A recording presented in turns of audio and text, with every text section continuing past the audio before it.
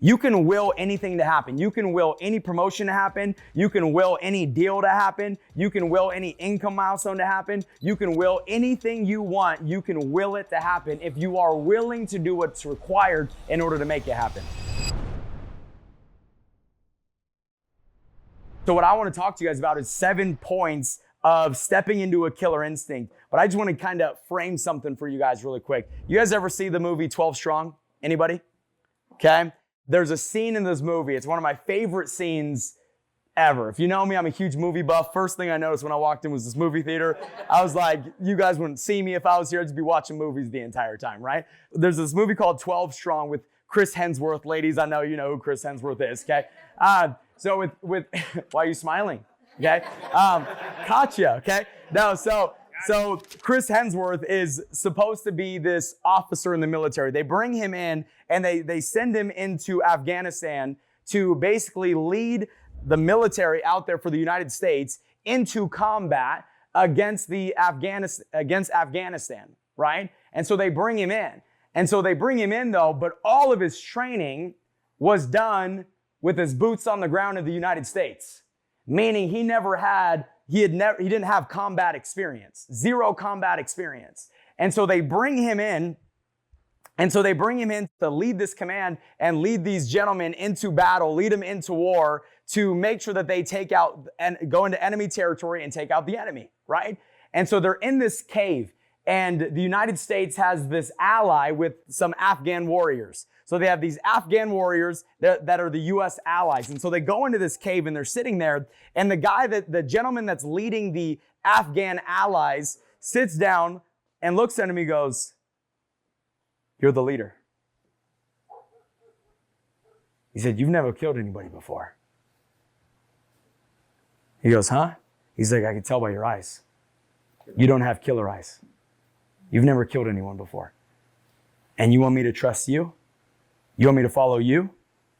Not going to happen."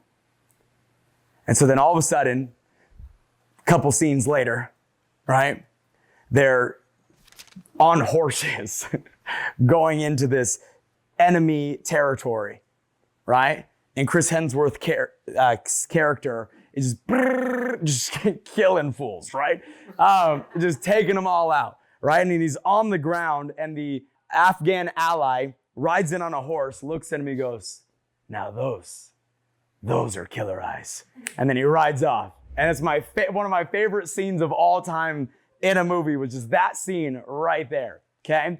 Where there's this look of intensity. There's this look of, I'm willing to leave it all on the battlefield. There's this look of, I'm willing to leave it all on the playing field. Anybody play sports growing up? Okay? There was a big difference between people that were on the team and people that you knew that were willing to die on the field with you.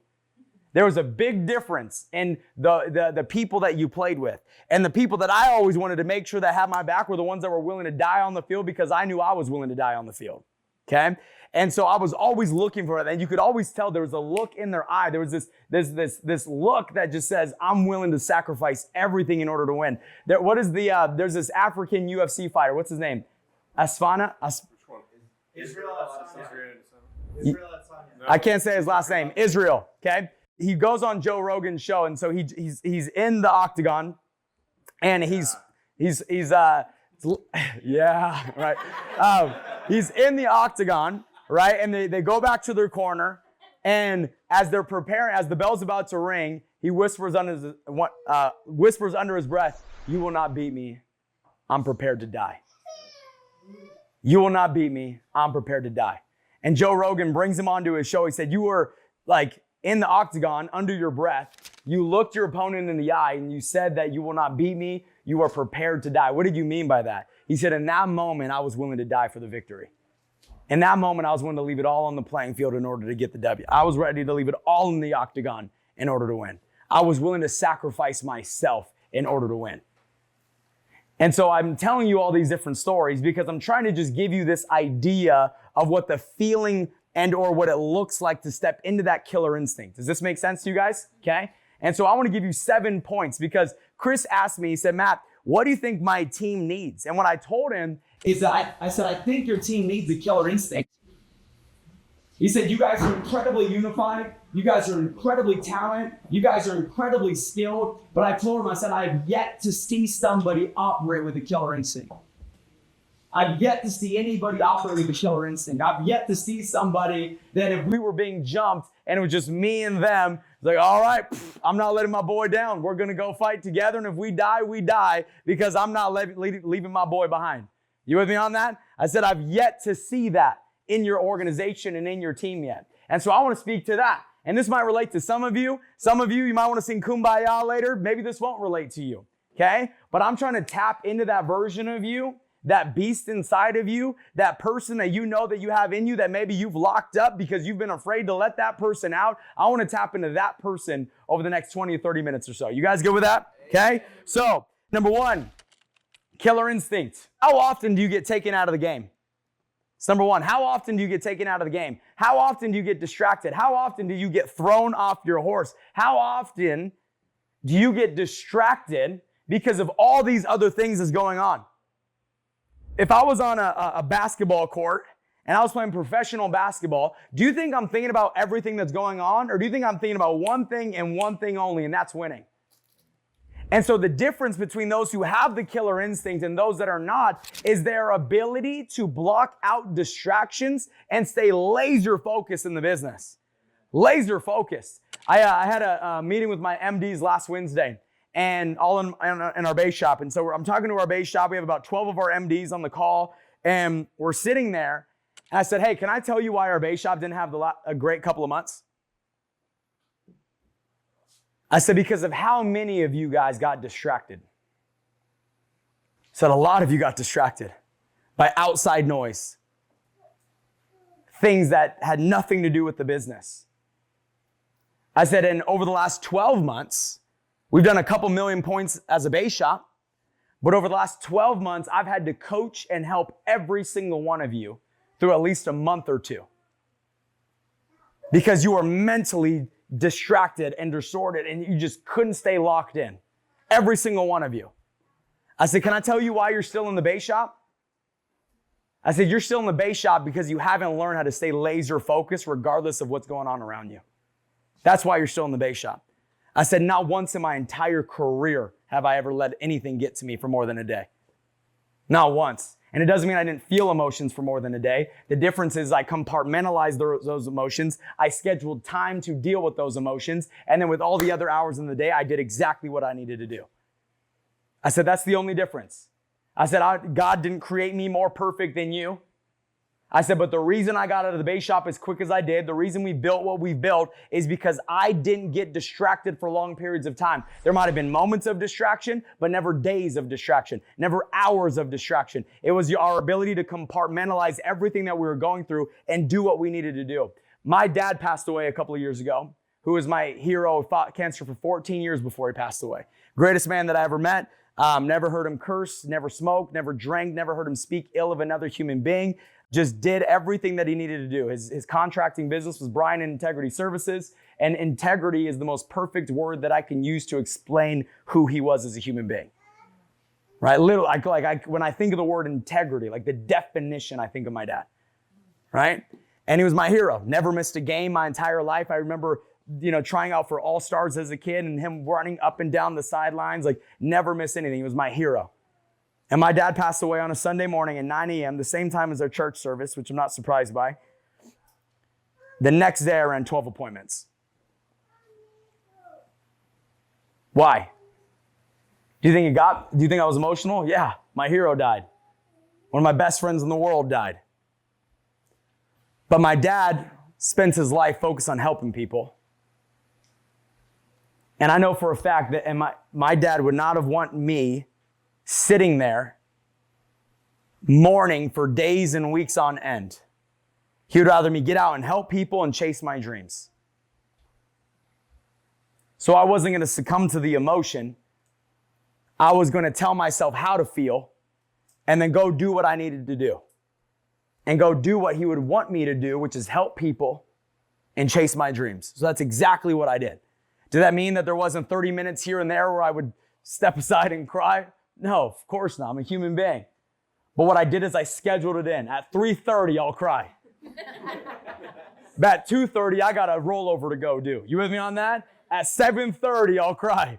But at 8:30, I got an appointment to go close. And we got to start thinking like that. I think sometimes we have things that are bad moments turn into bad days turn into bad weeks turn into bad months, turn into bad quarters, turn into bad years, and all of a sudden you're out of business. Guys, there should be no such thing as a bad month. How does a bad month happen? How do you have 30 bad days in a row?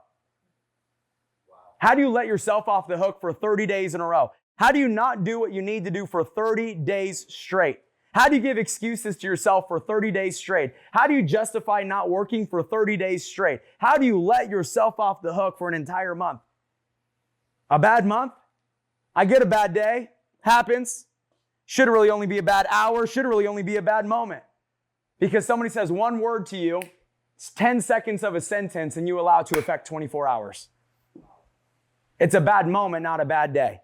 And it's our ability to compartmentalize and separate the difference between this is a bad moment, this is a bad day, this is a bad day, this is a bad week. We can't allow our last play to interfere with our next play. And that's what a lot of us do.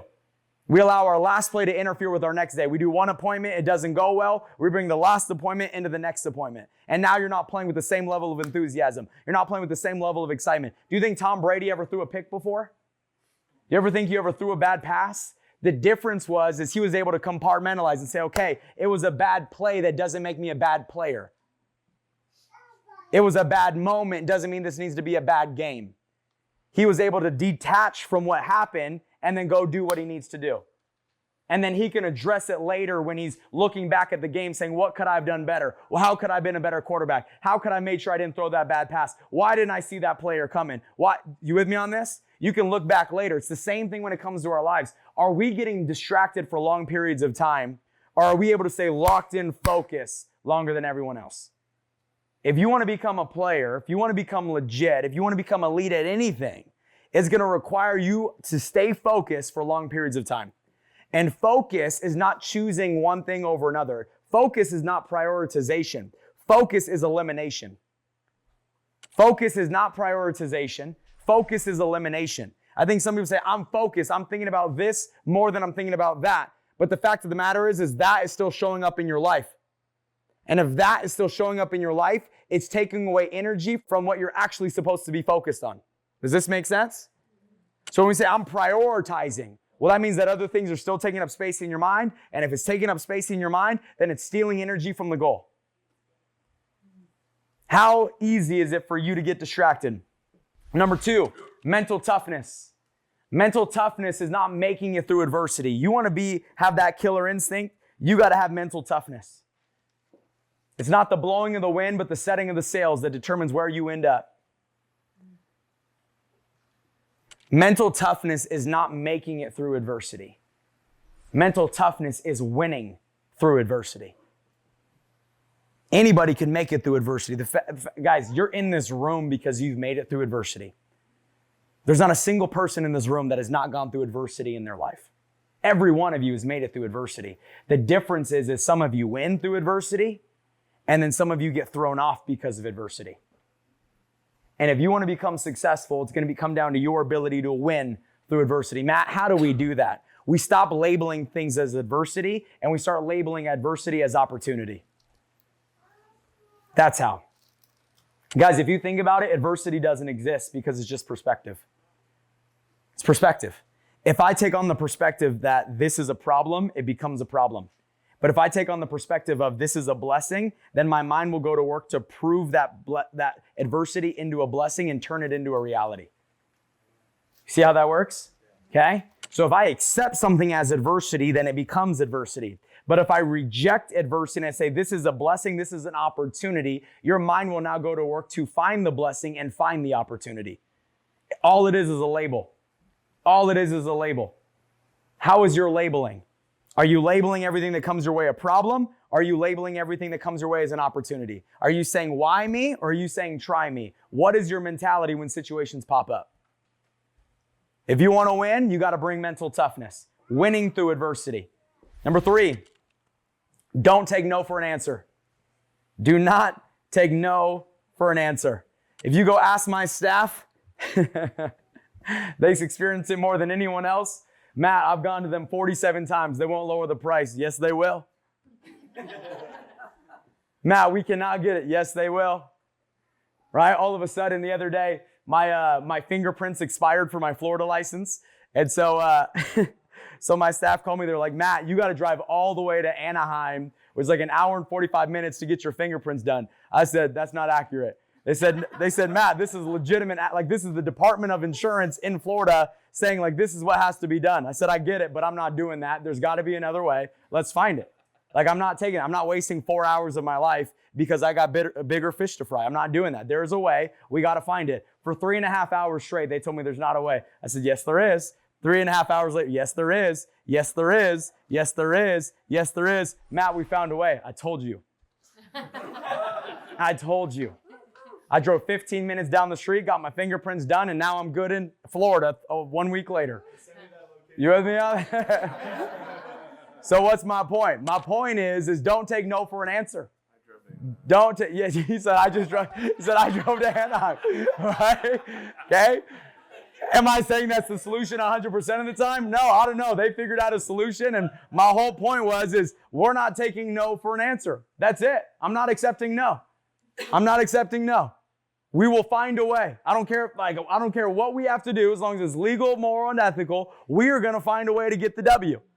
That's it. There could be 10 seconds left on the clock. We're down by 10. Shoot, there's got to be a way. Let's figure this out. And that needs to be the mentality. Which leads me to point number 4, which is you got to operate with this mentality that there's always a way to win. There's always a way to win. I don't care if there's 24 hours left in the month. I don't care if there's 3 hours left in the month and you are super close to your promotion and you're not quite there yet. There's always a way to win. You got to figure it out. You got to find it. If you look for it, you will find it.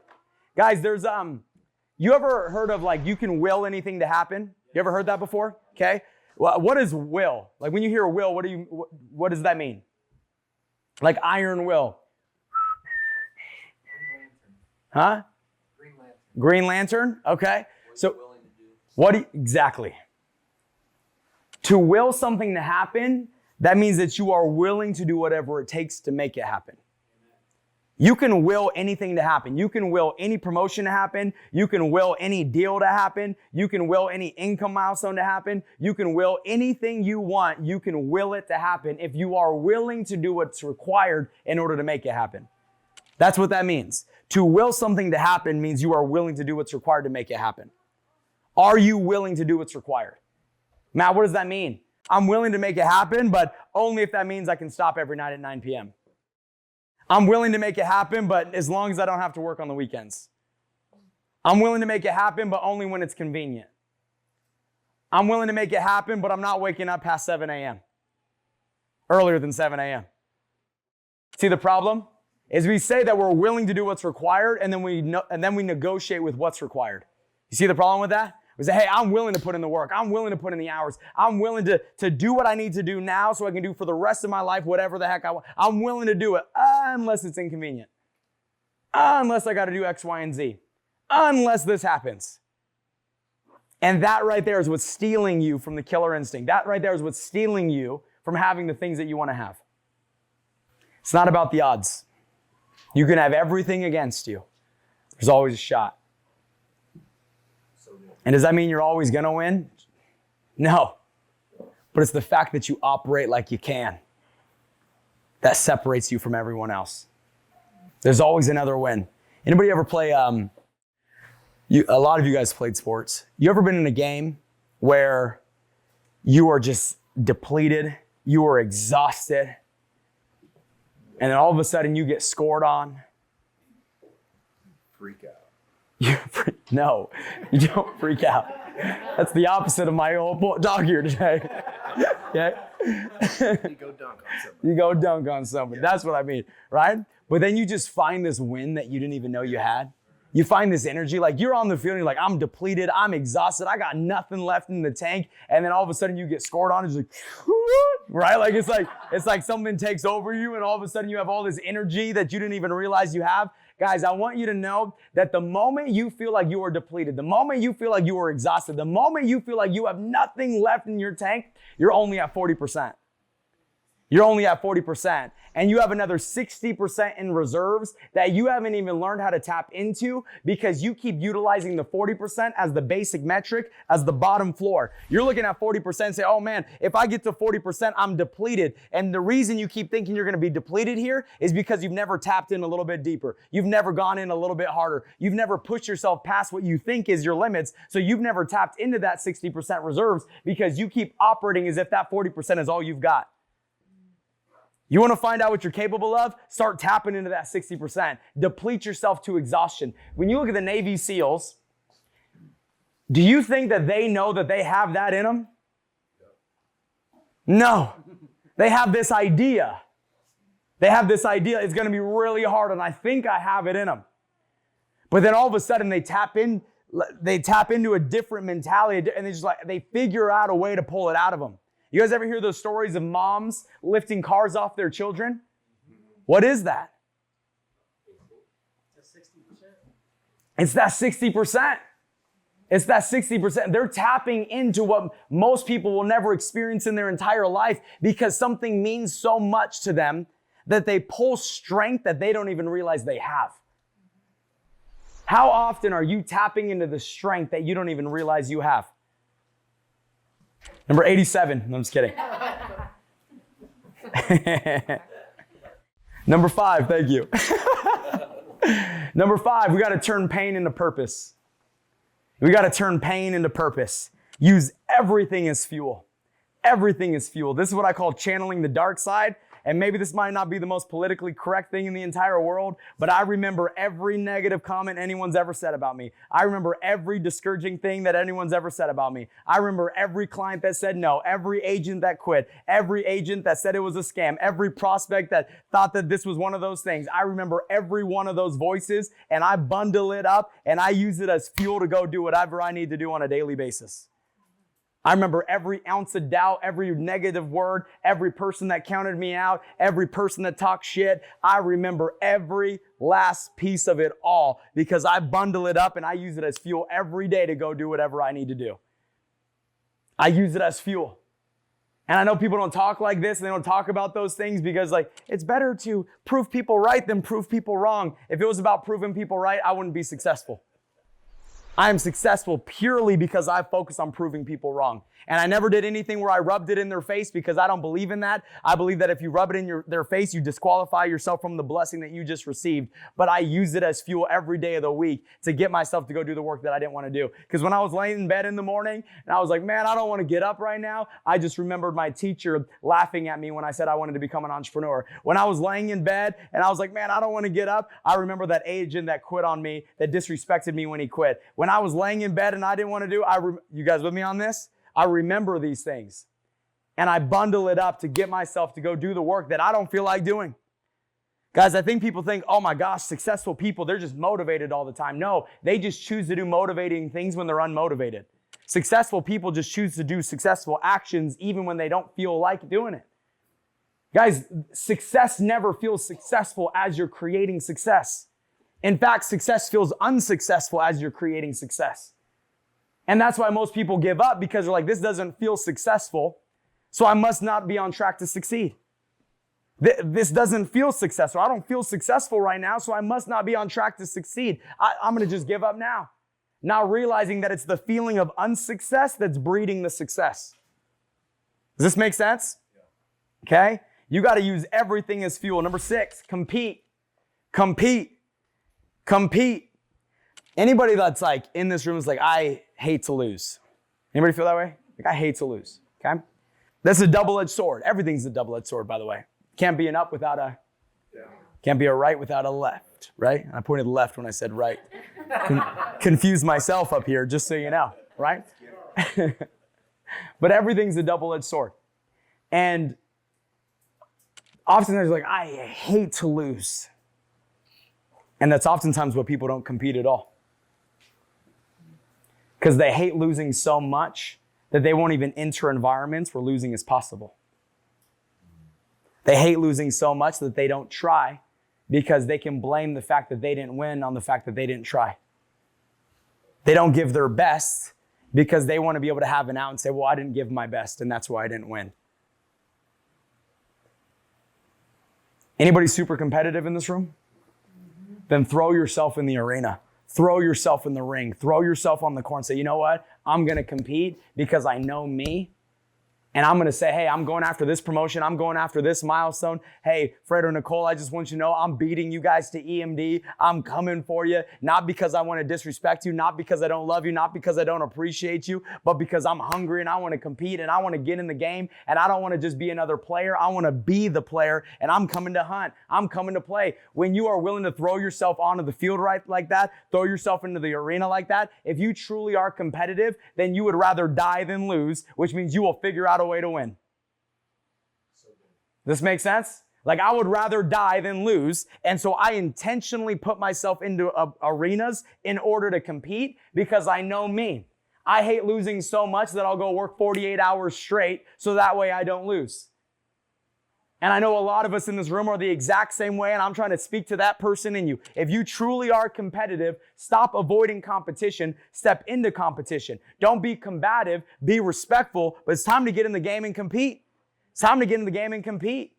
Stop waiting your turn. Go take it. Go take what's yours. Number 7, be the standard. Be the standard. If you want to get out of the base shop, why are you acting like everyone else in it?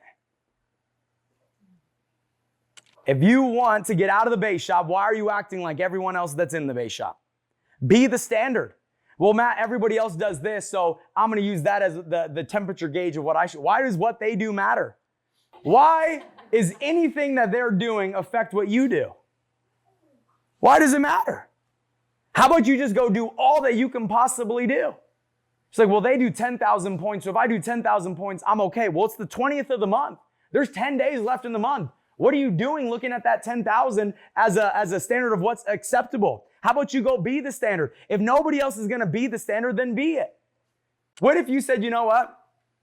I'm going to become the new standard in the base shop of how many directs somebody gets consistently on a monthly basis. I'm going to go become the new standard in the base shop of how much production somebody does in the base shop on a monthly basis. I'm going to go be the standard versus looking at what everyone else around me does and say, okay, well, everyone else does this, so I'm okay doing this. How many of us have done that before? Well, everyone else does about this. So if everyone else does about this, then if I do about this, then I'm okay. I'm doing just as good as everyone else. Do you want to do just as good as everyone else, or do you want to do better than everyone else? Well, if you want to do it better than everyone else, you got to stop looking at what they're doing as the standard, and you got to go become the standard. You see the difference? Okay? Do you think Kobe Bryant was like, you know what are all these other players doing in practice? Do you think that was his mentality? No, his mentality was, I'm going to outwork everyone. That's it. If the average NBA player trains twice a day, I'm going to go train 4 times a day because after 1 year, I'm twice as good as you. After 2 years, I'm 4 times as good as you. After 3 years, I'm 6 times as good as you. And what I'm going to do is I'm just going to outwork everyone else because I don't want to be like everyone else. If I want to be like everyone else, I'll train like they train. I'll say what they say. I'll do what they do. I'll perform like they perform. But if I don't want to be like everyone else, then I got to stop looking at what everyone else does and say, you know what? I'm going to become the new standard that everyone else lives up to. Only if you want to be the standard. You know, Eric Thomas put out a message today that was so powerful. And he said, the standard gets paid way more than everyone else. I was like, ooh, Mufasa. I love that one, right? He said, the standard makes more than everyone else. The standard has more success than everyone else because they are what everyone else is striving to be like. We got to tap into our Mamba mentality and say, you know what? I'm going to go outwork everyone. Let's